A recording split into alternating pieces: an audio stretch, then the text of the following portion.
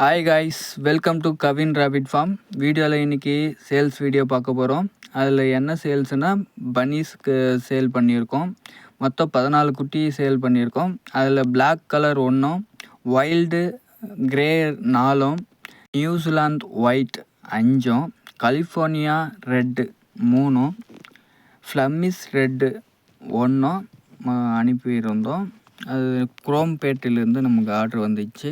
நம்ம அதுக்கேற்ற மாதிரி 14 குட்டி நம்ம அனுப்பிச்சிருக்கோம். ரேட்டெல்லாம் கொஞ்சம் ஆவரேஜ் ரேட்டு தான், இருந்தாலும் பரவாயில்ல. நம்ம ஆர்டரு வந்தது நம்ம கொடுத்துருக்கோம். முதல் டைம் வாங்குறாரு, அதனால் நம்ம அந்த ரேட்டு கொடுத்துருக்கோம். பரவாயில்ல, நம்ம நெக்ஸ்ட்டு பார்த்துக்கலாம். என்ன ரேட்டு தெரிஞ்சுக்கணுன்னா கமெண்ட் பாக்ஸில் கமெண்ட் பண்ணுங்கள். கமெண்ட் பண்ணால் நான் போஸ்ட் பண்ணுறேன். இதுதான் அந்த குட்டிங்க, எவ்வளோ ஆக்டிவாக எப்படி இருக்குது பாருங்கள். அந்த பிளாக்கு, நியூசிலாந்து ஒயிட்டு, இது எல்லாமே நல்ல ஒரு 32 நாளுக்கு மேலே ஆயிடுச்சு.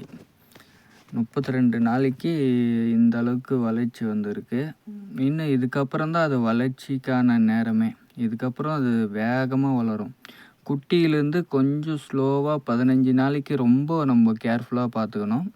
அதுக்கப்புறமா ஒரு 15லேருந்து 30 கொஞ்சம் அதுவே பார்த்து தேறிக்கும். பட் ஆனால் இதுக்கப்புறம் 30 நாளைக்கு மேலே தான் அது வளர்ச்சியே வரும். அதனால் கரெக்டாக நம்ம 30 நாளைக்கு மேலே ஒரு 3 மாதம் வச்சுருந்தாக்கா 2 கிலோ கம்பல்சரி வரும். நம்ம கொடுக்குற ஊட்டத்தில் தான் இருக்குது.